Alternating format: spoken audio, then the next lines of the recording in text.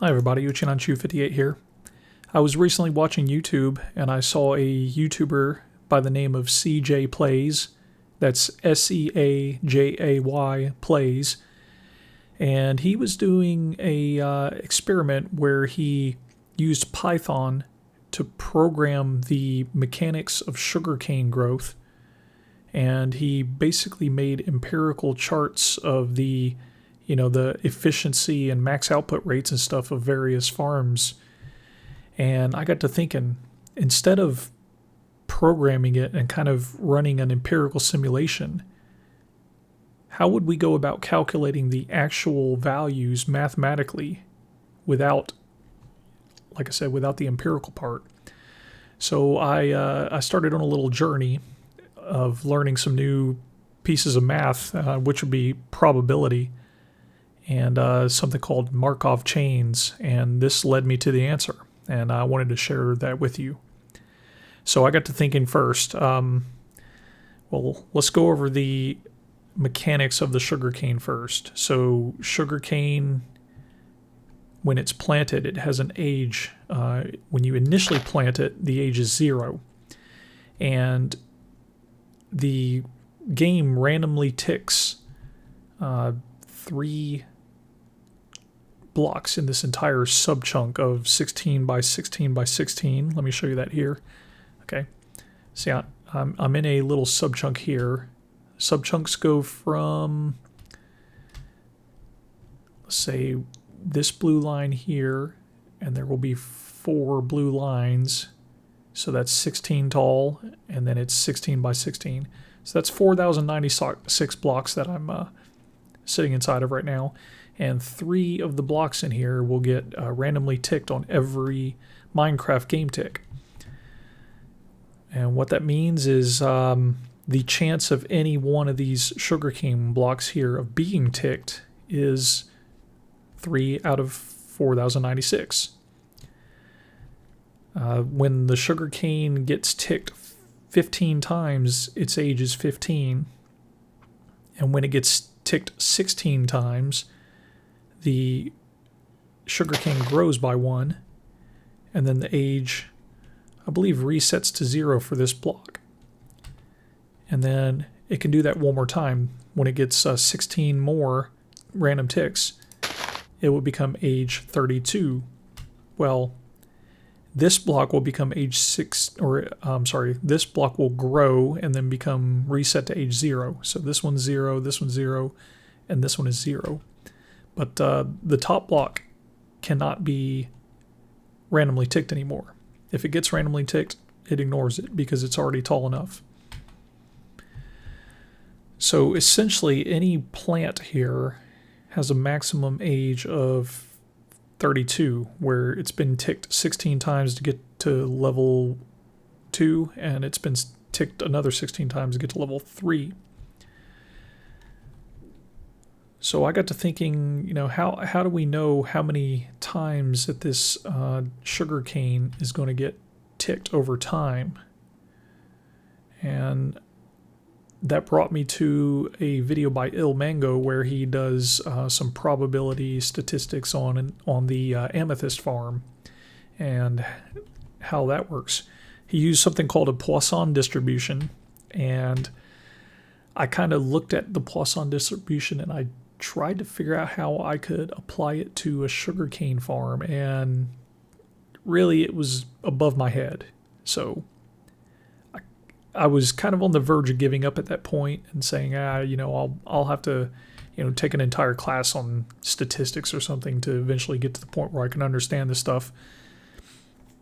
But I figured I would just kind of browse around and look at it a little more anyways. So I found out that there's actually a simpler kind of distribution that kind of applies more relevantly to ticking in Minecraft, called the binomial distribution.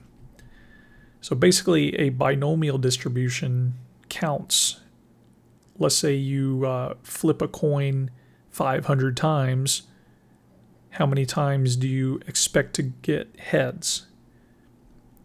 It answers a yes or no question, basically. The yes or no would be heads or tails if you're flipping a coin.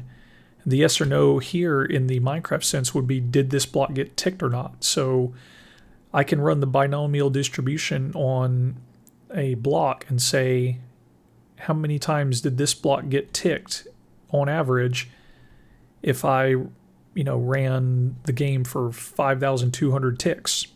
And that would tell me a certain percentage of it getting ticked a certain number of times.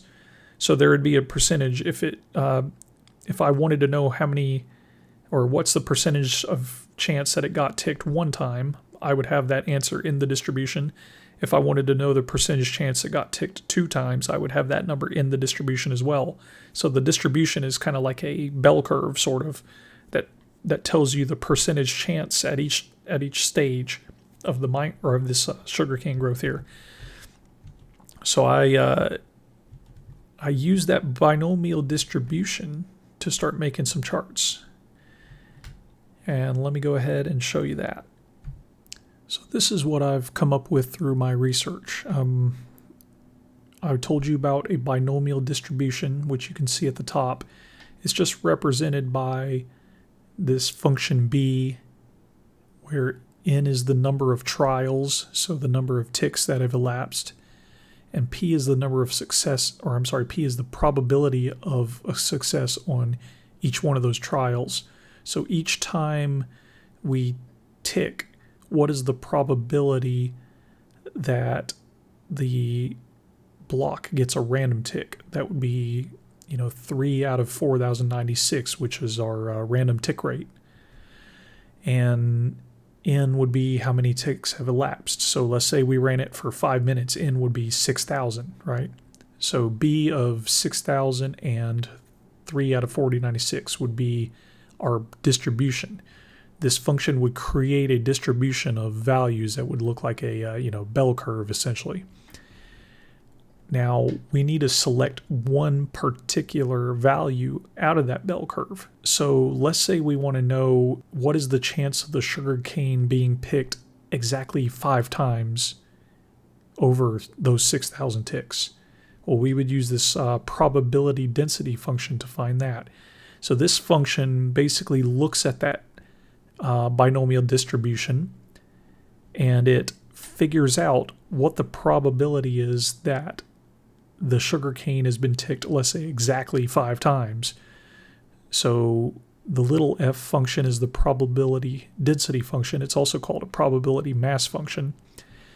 But if we plug in 5 here, because we want to know if the sugarcane's been ticked 5 times, and we plug in 6,000 here for the number of ticks that have elapsed, the number of times that we've had a chance to try and pick this one block of sugarcane, and then p is the probability of it actually being picked on each chance. We would end up with a probability.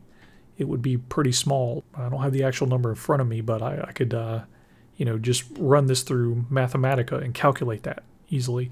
Now you see here, this is the definition of the function, but you don't need to know this if you're just going to use Mathematica or MATLAB or something to calculate these for you. If you're going to do it by hand, you need to understand this. This n over k thing here is called the binomial coefficient, and then the rest of it is just plugging in the values directly to get the probability there. All right. So again, the probability density function is, hey, let's see the chance of the sugarcane being picked exactly a certain number of times. Really, we're not just looking at one number of times for each sugarcane. We're not looking at has the sugarcane been picked 5 times exactly. We don't really need to know that usually. What we need to know is, has the sugarcane been picked 15 or less times, or has it been picked between 16 and 31 times, or has it been picked 32 times or more? And that's where this cumulative distribution function comes in. That's the probability of getting any number of successes up to and including k successes.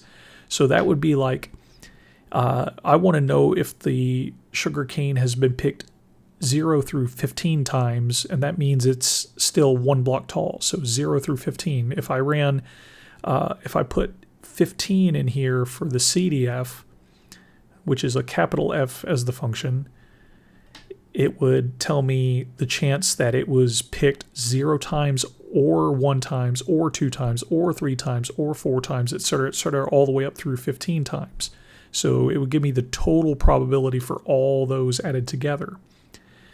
And that's very helpful when we go to actually looking at the stages of growth of this sugarcane. So you can see here the probability of getting picked k times. With the CDF, it's the probability of 0 plus the probability of 1 plus the probability of 2 plus the probability of all the way up to k.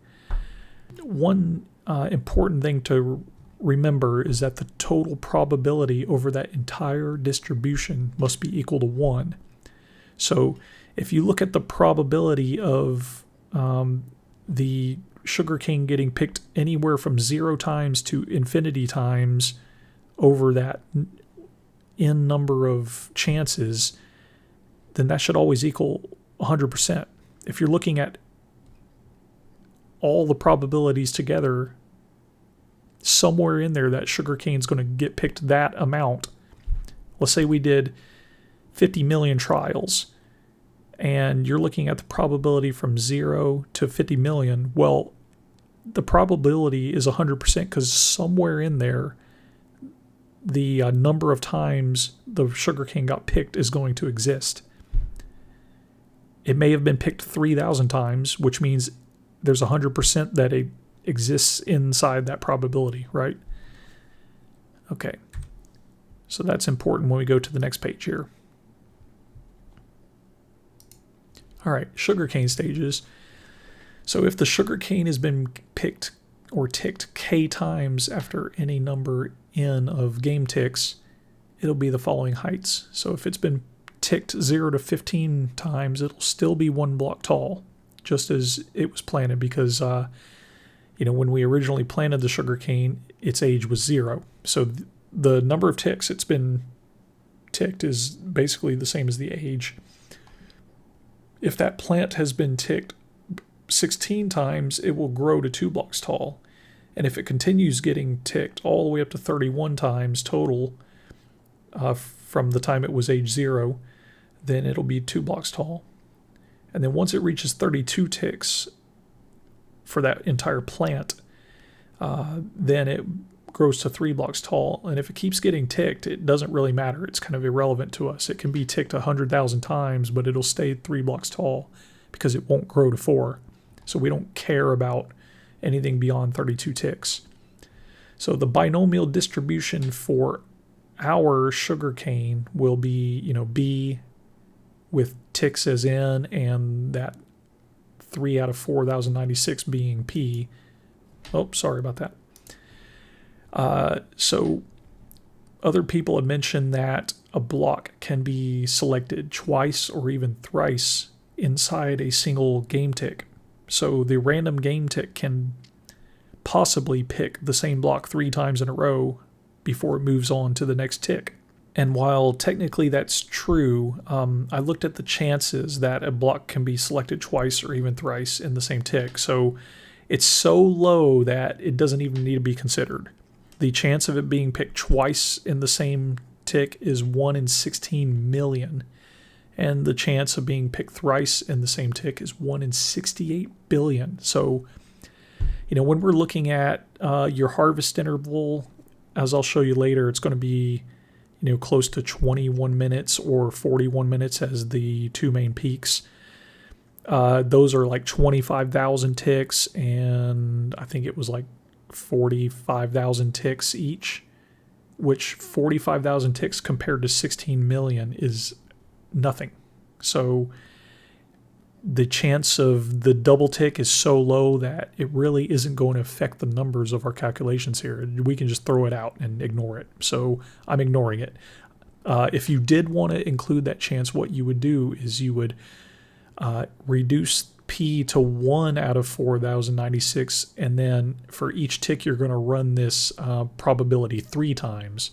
So you divide by 3 over here, and multiply by 3 when you do the calculation. However, like I said, it's such a small chance, doesn't matter, you're going to get the same numbers anyways.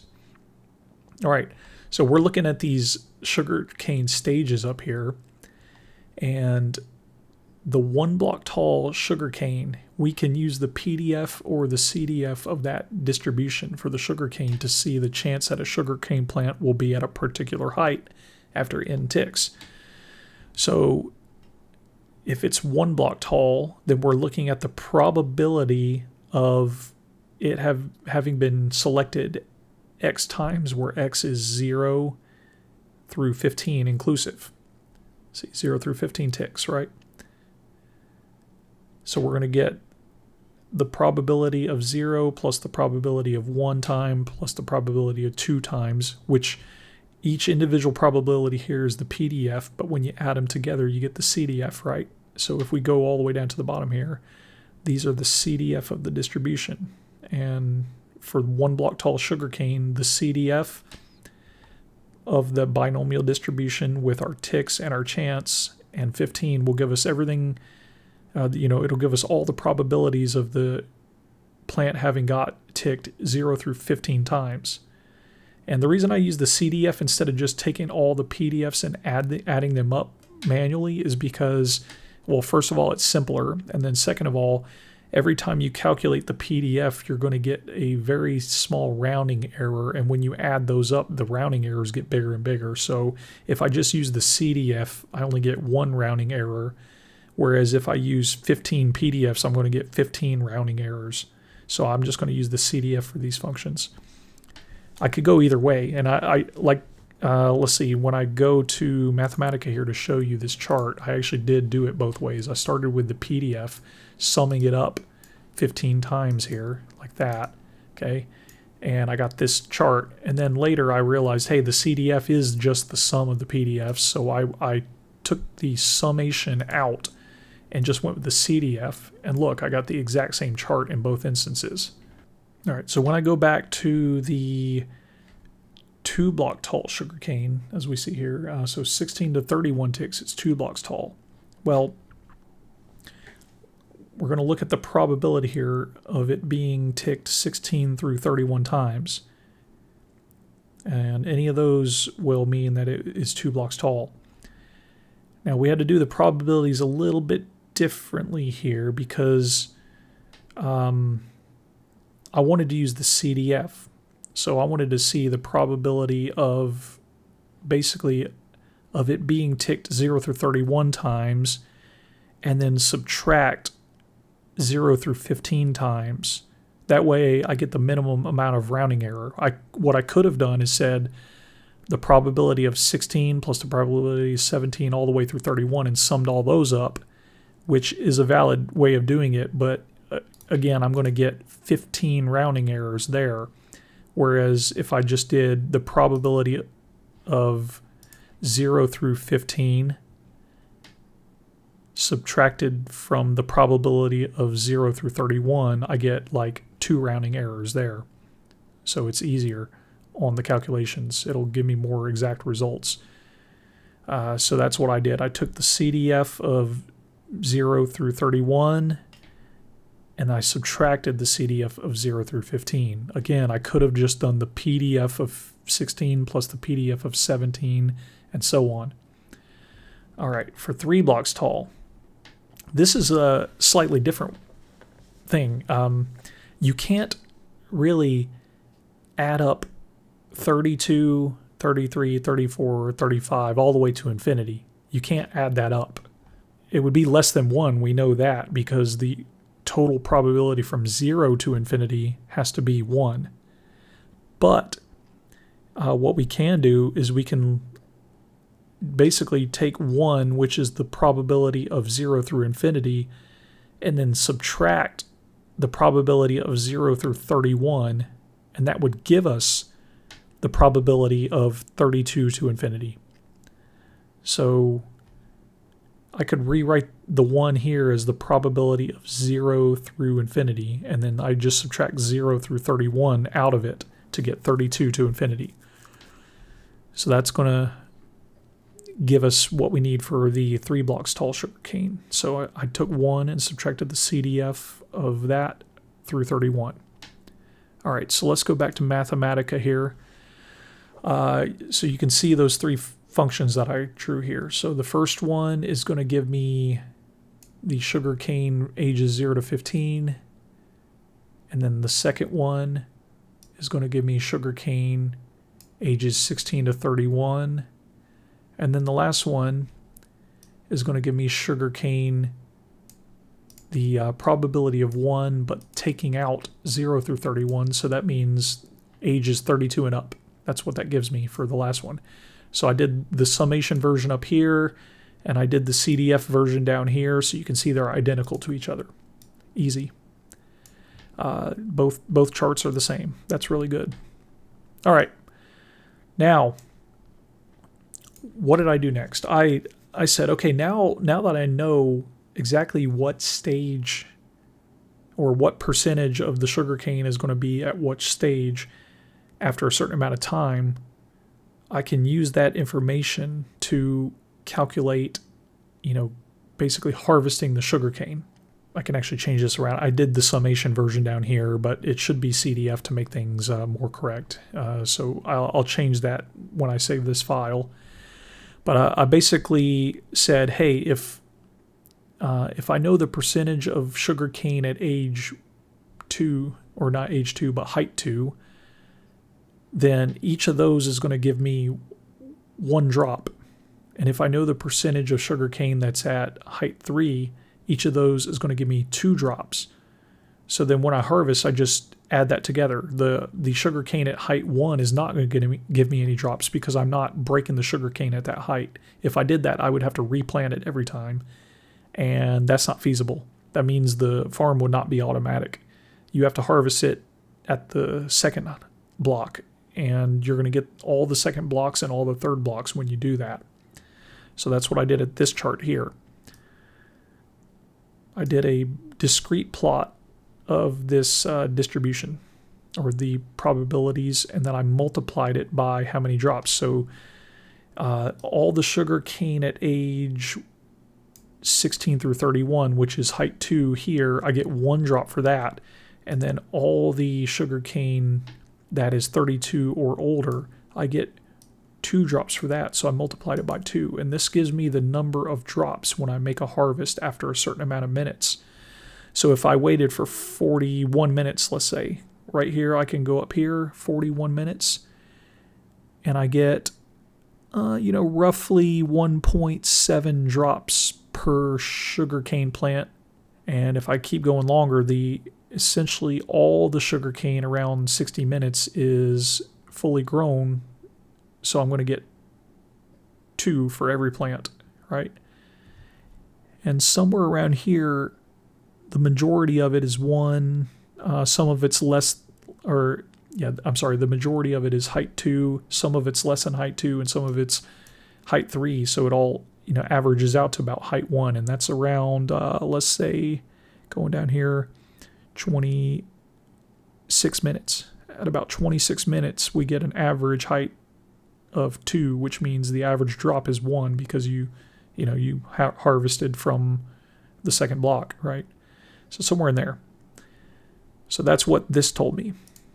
I'm like, okay, man, I'm making progress here. Now I know that if I plant a new crop of sugarcane and everything's age 0, this is about what I'm going to get, right?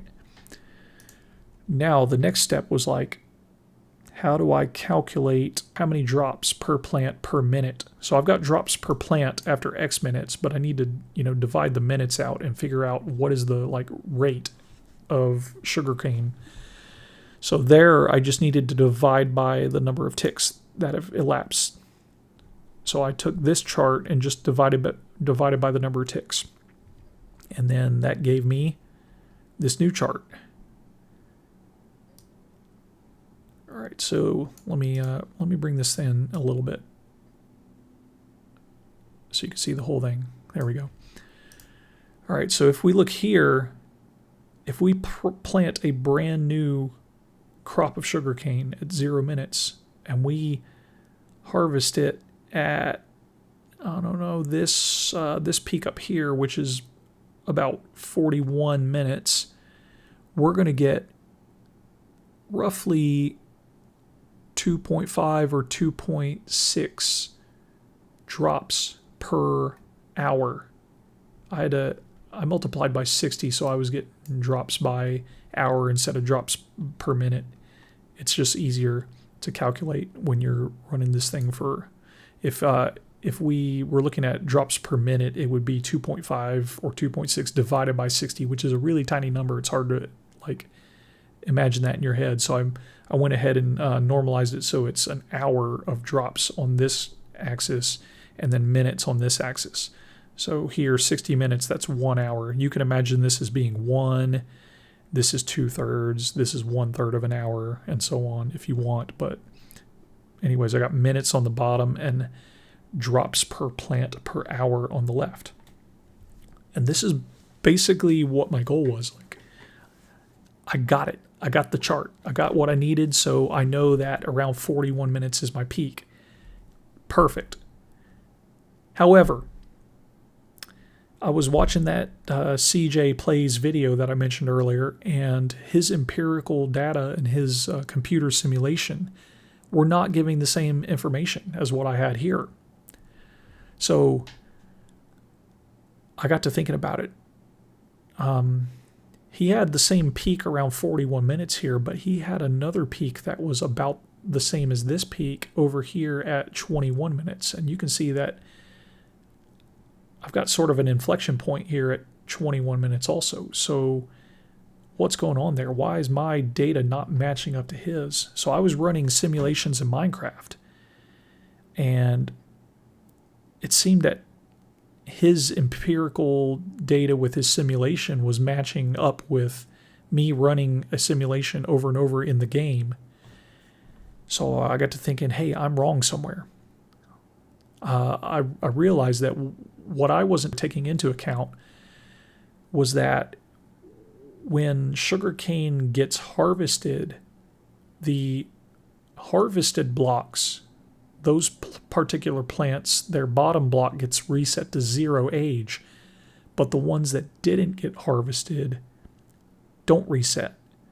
So if you have an age 15 sugarcane that's 1 block high and an age 16 sugarcane that's 2 blocks high, when you go to harvest them, that age 16 one gets reset to 0, but the age 15 one stays at age 15. So when you go up here, you start with everything at age 0, blah, blah, blah. You go all the way up here, and then you harvest. Well, you don't go all the way back down here to the origin where everything's age 0 again. No, you actually have a distribution of some sugarcane is at age 0, some is at age 1, some is at age 2, some is at age 3, and so on. And that blew my mind. I was like, how in the world do I calculate that? The numbers or the chart that I should have been getting is this chart here. And since you can see it here in Mathematica, you can tell that I eventually did get the correct chart. So CJ Plays was getting this data out of his simulation here, where he had that first peak at around 21 and then that second peak at around 41 minutes. And I eventually got to that. But getting there was rough. So I had to research something called Markov chains. I had looked around on the internet to see if anybody else had solved the problem of how to calculate the sugarcane when, all the different sugarcane is at different ages after the harvest. And a couple people had mentioned Markov chains, and they even had these like very rigorous documents that, explained it all. The problem was that I couldn't really understand the documents. Like it was all in very rigorous mathematical notation, and it was kind of over my head. I got a little, swarmed with information, and I couldn't parse it all and piece it all together exactly. So I had to kind of just work it out on my own. So I went to YouTube and I was watching video after video on these Markov chains, and I realized it's really actually not that difficult. a Markov chain, basically you start off with a certain probability of something happening, and then you have this matrix that tells you, well, let's use our sugarcane as an example. It tells you what is the chance of you going from, let's say, age 1 to age 5 over a certain time interval. And then on another part of the matrix, it'll show you what is the probability from going from age 7 to age 18. And you basically have a matrix that tells you the chance of going from any set of probabilities, like any probability distribution, to another. And the cool thing is it's that distribution is always going to be, or that matrix is always going to be the same. It's called the transition matrix. So if we start at, let's say, probability of 100% of the crops are age 0, then age 1, the probability is 0, age 2, the probability is 0, and so on until we get to age 32. So all the probabilities are 0 except for age 0, where the probability is 1, because all the crops, 100% of the crops, are age 1, and that's where this is here. And as we go up here, a certain number of them grow to age, or grow to height 2, and a certain number of them grow to height 3. And they all have different internal ages. So some are at age 1, some are at age 2, some are at age 17, some are at age 32, for example. And when we harvest right here at 41 minutes, what we do is we use that transition matrix to find what percentage of the sugarcane is at each age. So, and then we freeze that in time. And now, instead of having, just one chart here, we're going to have one chart for each age of the sugarcane. And there's, 32 ages of the sugarcane, right? So it sounded like I was going to need a 32 by 32 matrix, which is kind of rough. But I figured, hey, I'm using Mathematica to do all this for me, so it won't be so bad as long as the computer's doing all the calculation. I'm not going to sit there and calculate a 32 by 32 matrix by hand 45,000 times in a row to figure this out. One cool thing that I learned about these Markov chains that really helps here is that eventually, after you harvest at 41 minutes and then go to that new probability distribution and then do it again, the probabilities kind of change, but eventually, as you do it over and over and over, the numbers kind of settle on set probabilities. So when I learned about that, I was like, aha. So the chart here, that empirical data and simulation that CJ Plays was doing, is probably when the numbers finally, settle on a specific value and they never change, even though you keep harvesting over and over and over again. And that is called the static distribution. So the static distribution was the thing that I was looking for. You can start with any distribution of sugarcane at the beginning, but if you harvest until infinity, if you do it an infinite number of times, you will always end up coming to this static distribution. So that's what I had to find out. I had to figure out how to calculate the static distribution through these Markov chains to get to my answer. So back up here.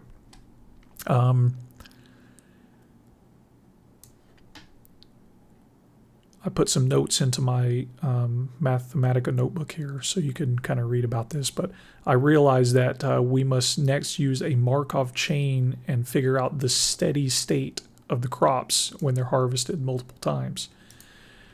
So that's what I did next. I read up on all those YouTube videos how to create a transition matrix and everything. So basically what I did was I used Mathematica here. I created a function that is called maximum output rate ticks, and it looks at some random number of ticks that you enter. So if I wanted 41 minutes, it'd be 45,000 something ticks, 45,400 or something like that. So I'm going to, plug in a number there for the number of ticks. And as I harvest over and over again at that set interval, eventually all the numbers, settle down to that static distribution.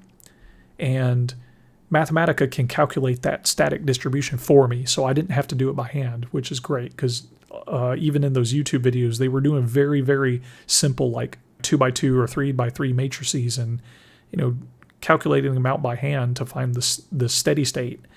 And it was a little difficult doing the matrix math, watching how they did that, but I didn't really need to do the math by hand, again, because Mathematica is here to do it for me. So I had to think through creating this matrix. I'm gonna show you this matrix here. So let's go here and do this.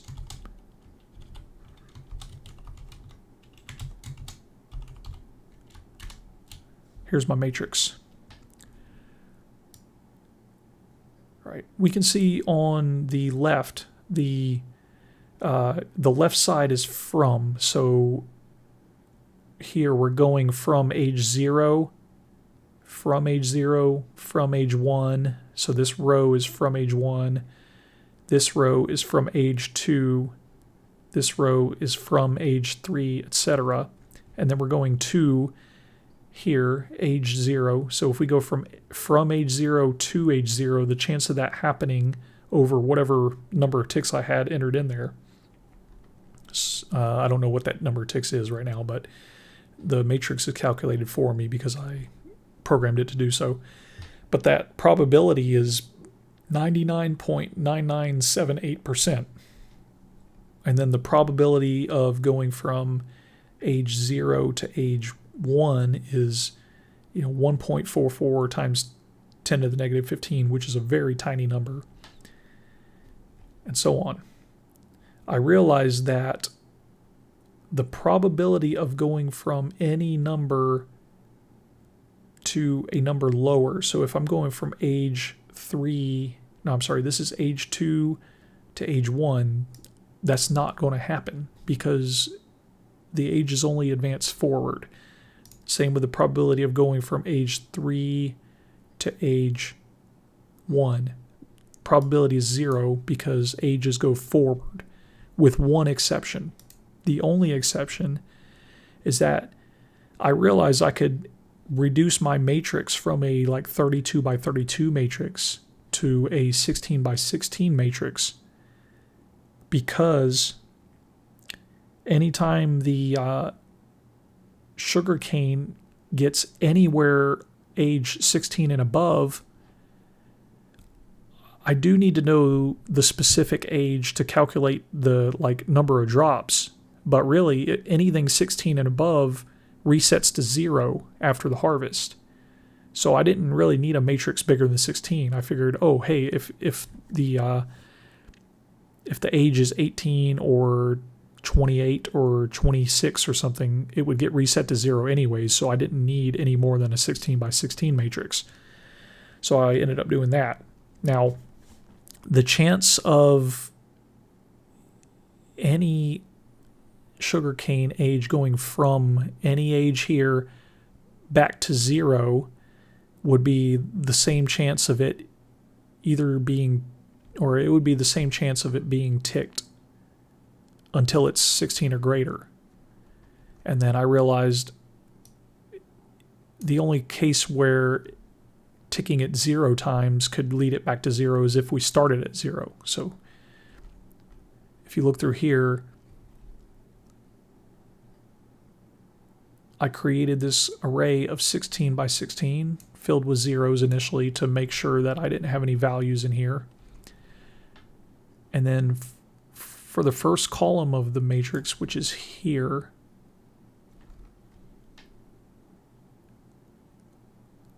I took the chance that it would be ticked basically until it reached level 16. So if I'm on the first column, or if I'm on the first row, then it would be 15 minus 1 times to get to 15, etc. So I filled the first column here with that information. And then here I've filled the rest in using basically the same kind of thought process. But it was a little simpler going over this diagonal. So the chance of it going from age 1 to age 1 is the same of not getting ticked, which is that. So the chance of it going from age 2 to age 2 is the same chance of it not getting ticked, and so on. So age 3 to age 3, the chance is always the same, right? Now, if I'm going from age 0 to age 1, this is the chance of it getting ticked once. Well, if I go from age 1 to age 2, it's the same chance because it only got ticked once, and so on. So I basically programmed the matrix to fill up along these diagonals here. So this is the chance of getting ticked 0 times. This is the chance of getting ticked 1 time, ticked 2 times, and so on. So I got my transition matrix right here. And it should be filled all the way to the bottom right corner like that, and zeros on the left side, and then all those chances on the top side here. So that's what our 16 by 16 transition matrix looks like. So then I took that matrix. So I created the matrix here, and then I programmatically filled the matrix here. And then I used Mathematica to, I created it's called a Markov process, which is how we do these Markov chains with the initial starting condition where 100% of the crops are at age 0 and 0% are at ages 1, 2, 3, 4, etc. Right? And then I created that process with that initial starting point and the transition matrix. And then I used a function to get the stationary distribution of that. And that's what I was looking for this whole time. The stationary distribution where if I harvested over and over and over at the same interval, where would the numbers eventually fall where they don't change anymore no matter how many times you do it, right? So now I've got my stationary distribution right here of that process. Then all I had to do was go back and calculate the crops again. So the stationary distribution is going to tell me how many crops are at every age, and then I just ran one calculation of, hey, if I did it over that interval again, how many age or height 2 crops would I have, and how many height 3 crops would I have next time I harvested? And I got that, I multiplied the height 2 ones by 1 here, and then I multiplied the height 2 ones or the height 3 ones by 2 because you get 2 drops per each, and then that gives me my number. And I left this in the form of drops per plant per hour. The input is ticks, but the output is drops per plant per hour, again, so that it's easily readable by a human. So it kind of makes sense in your head when you see 2.5 drops per plant per hour. If I want to know how many total drops I get per hour, then I just multiply by the number of plants. So if I planted 1,000, then 2.5 times 1,000 is 2,500. And so every hour I would be getting, 2,500 plants if I was harvesting at this interval here, which is around 35 minutes. I'd be getting 2,500 plants every hour if I had 1,000 plants. All right, so once I created that stationary distribution and got that going with my function here, all that was left was to plot the function. I also created a version in minutes where all you do is take your minutes and multiply them by 1,200 to get ticks, and ran it through the same function basically. So then I plotted it, and this is what I get. Let's see, I did it by minutes here on the bottom, and the blue one is the maximum output rate, which is the output rate at the stationary distribution.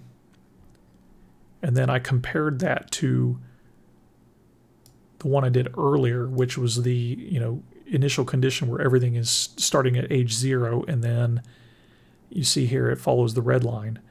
But I got it. I got exactly what CJ Plays had found, programmatically, and which I had verified empirically through, running crops in Minecraft over and over again. So I got that 21-minute peak right here that he had, and then I got my 41-minute peak here, and we were matched up now. He also talked in his video about the maximum rate you can get if you harvest instantly. And that is basically equal to the average number of growths over time. So you'll find that if you just look at one plant and look at, the random tick rate and average that out over time, you're going to get about 3.3-ish drops per plant per hour. And you can see that the graph, as the harvest intervals get smaller and smaller, they tend toward, hitting at like 3.2 something. And I have that in here somewhere. It's in my notes up here. Yeah, it would be 3.29589. So I got all this data working out how I wanted it to. Next thing I looked at is, hey, so if I start at a distribution where all the plants are at age 0 and then harvest, now the next time I harvest, let's say I harvest after 10 minutes here, right? Next time I harvest, there were a lot of plants that didn't get harvested because they hadn't grown yet, but those are going to grow. So next time I harvest, I figured that the rate would be like really high, like temporarily high. And then if I harvested again, the rate would be lower. And then if I harvested again, it would be higher, but they would kind of like go bounce up and down, and get closer and closer to this static distribution. And my theory ended up being right. So I created another function that looked at the harvest number versus the output rate of ticks.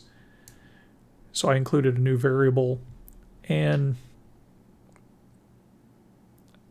basically just, I took that harvest number and ran it on the Markov process that was not static distribution. It was the original distribution. So I took my initial condition in the same matrix, the same transition matrix, and I basically ran it over and over and over again.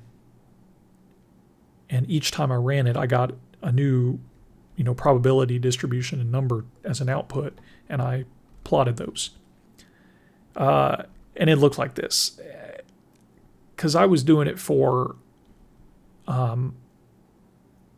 0 through 10 harvests and over the entire time period and everything. It's a mess. There's too many harvests shown on the same chart here, so I had to separate things out. So I said, okay, well, let's just look at 1 minute. What will I get if I run a farm where I'm harvesting exactly 1,200 ticks or 1 minute over and over at 1 minute intervals? So I separated out the 1 minute one from all the rest of them, and I got this chart here. So just like I thought, if you harvest for, let's say, the first 5 minutes, each time you harvest, you're getting almost nothing. But then you harvest 6 times, 7 times, 8 times, 9 times, 10 times. Now your output is starting to climb. Now you harvest 11, 12, 13, 14, 15, 16, 17, 18, 19. Somewhere around, I'm going to say somewhere around 15 or 16, you're at this peak. So you're actually getting more than 5 drops per hour per plant at this point. But then you keep harvesting and harvesting, and then now the numbers are starting to get lower because a higher portion of the plants were getting shaved off and reset to age 0. And then now you go back down here, now a lower portion is getting shaved off and reset to 0. And then now a higher portion, and so on. And it just kind of bounces back and forth until it settles on a certain value. And that value here for 1 minute intervals was about 3.2. And then we go back up to here, and we look at 1 minute intervals and go up to the steady state, and look, it's about 3.2. It's exactly what we expected. Perfect. Yes, so that's it pretty much. No, it's not. There's more to it. There's a problem. So let me show you in Minecraft here now. I have ilmango's design of a sugarcane harvester. I think he actually he designed this as a bamboo harvester initially. And the cool thing about it is bamboo and sugarcane essentially work in the same way, so it uses the same mechanics, except I had to add water in here, so the available area for growing was a little bit less. But irrelevant. So I took this, converted it into a sugarcane farm, and I started running the simulation over and over again. Let me show you how this works. Let me unfreeze first. All right.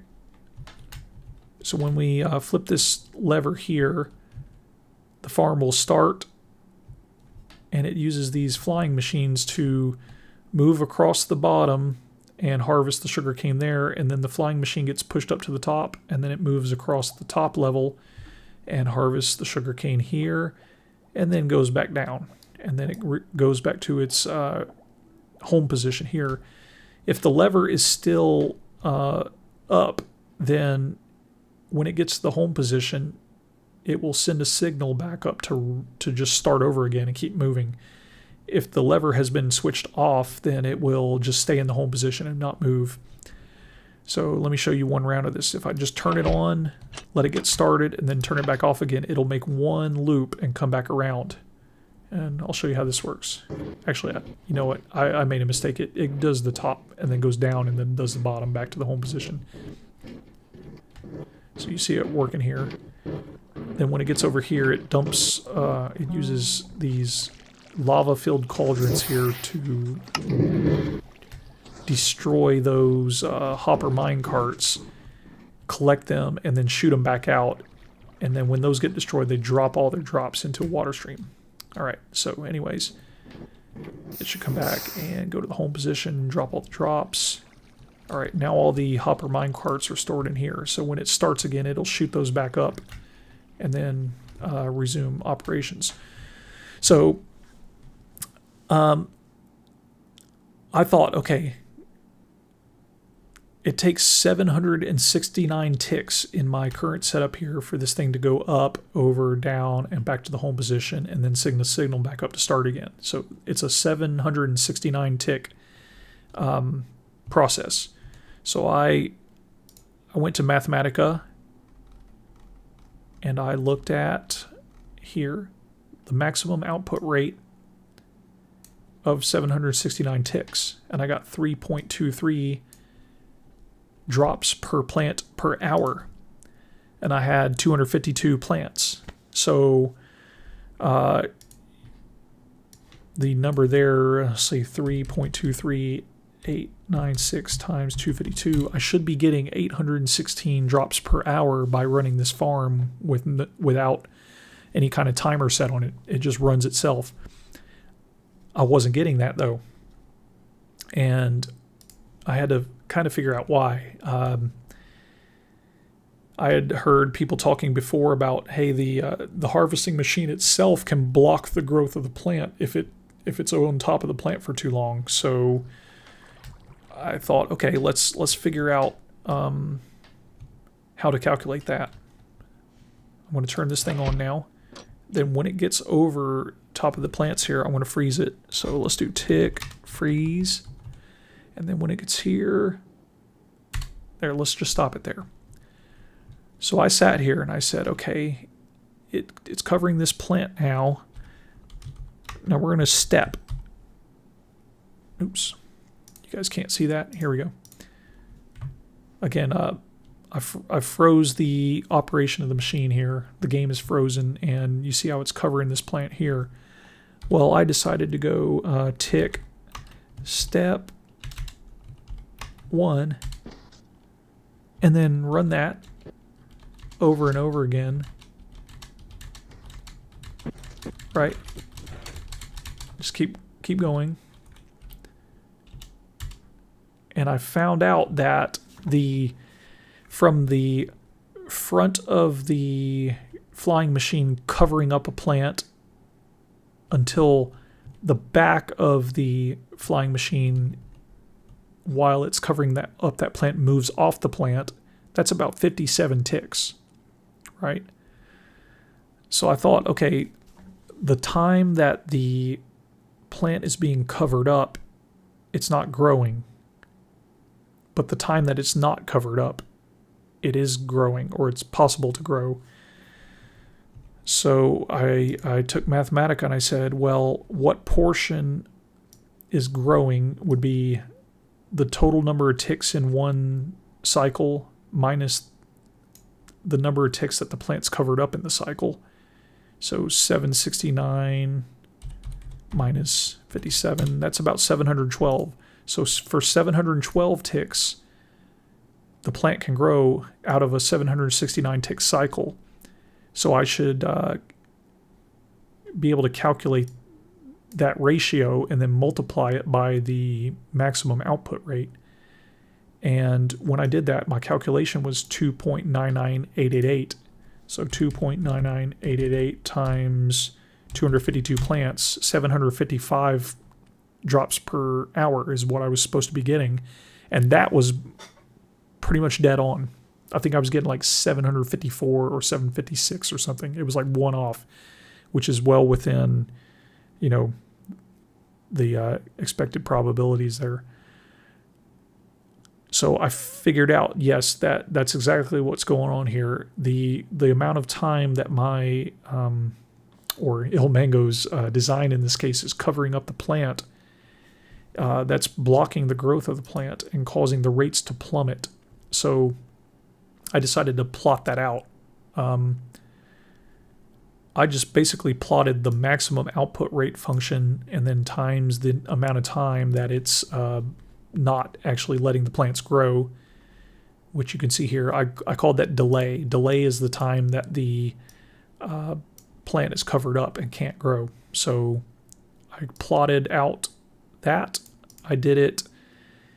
I only did 5 levels of delay. I did, 20 ticks, 40 ticks, 60 ticks, 80 ticks, and 100 ticks.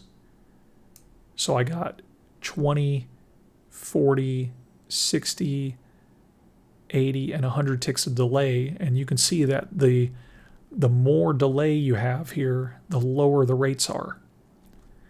And it does make sense as well that if you are harvesting every 100 ticks with a 100 tick delay, you're going to get 0. Or if you're harvesting every 20 ticks with a 20 tick delay, like that, you're going to get 0 as your output. So the chart kind of makes sense. And then the top one is no delay. So let's say you have a 0 tick machine that as soon as a sugarcane grows to the next level, it immediately harvests it. Your delay is 0. So it's going to give you the maximum output, period. So 100% efficiency, essentially. So I got that, and that's the top line. And the top line here is the same as the this one here. It's the same as the expected maximum output, which is this line as well. This is the same thing. I just plotted it by itself here so you could see it more clearly. So yeah, I was able to calculate now if you have basically machines with really low harvest cycle times but really high delays, you start to like lose efficiency very badly around this area here. Once the harvest cycle gets up to 3,000 ticks or more, 2,400 ticks would be 2 minutes. So, somewhere in the 2.5 minute range or more, they all kind of converge on each other. So at that point, it doesn't really matter what your delay is. So if you're running a 41 minute cycle, then 57 ticks out of 45,400 ticks or whatever it is irrelevant. So you can get the same as the expected maximum output rate. But if you're running short cycles, like 1,200 ticks is a minute, right here, if you got a 20 tick delay or a 40 or 60 tick delay or so on, you're going to start losing drops per plant per hour pretty rapidly here. The red line here, I plotted a delay of 57 because that's the delay on this ilmango one. So you can see if I go to 769 ticks right here, roughly in this area, and come up right here, I'm getting close to 3.0. And then that's the number here that I was given, and that matches up with what I got in the game by running it on an unlimited 769 tick cycle. Alright, that pretty much covers everything. In the description below, I'm going to put links to, first of all, CJ Plays' video on his programmatically determining the rates, and then I'm going to put a link to ilmango's video where he does a Poisson distribution on amethyst clusters. I'll try to link the rigorous mathematical proofs that I found on Reddit. There's 2 of those, and again, they were pretty hard for me to read. But you know, if you're good at math, you should at least take a look at those. I think I did pretty much the same as one of those guys, the one that did a 16 by 16 matrix like me. I don't know if he had the same reasoning or thought on that as I did, but we sort of did the same thing there, I think. And what else? I'll put a link to my Mathematica notebook so you can go through it and fiddle with the numbers, fiddle with the formulas and stuff, and maybe apply it to other farms and stuff in Minecraft. So I really hope this video helps you out. If you have any questions or comments, leave them below. Please like and subscribe. Thanks a lot. Bye.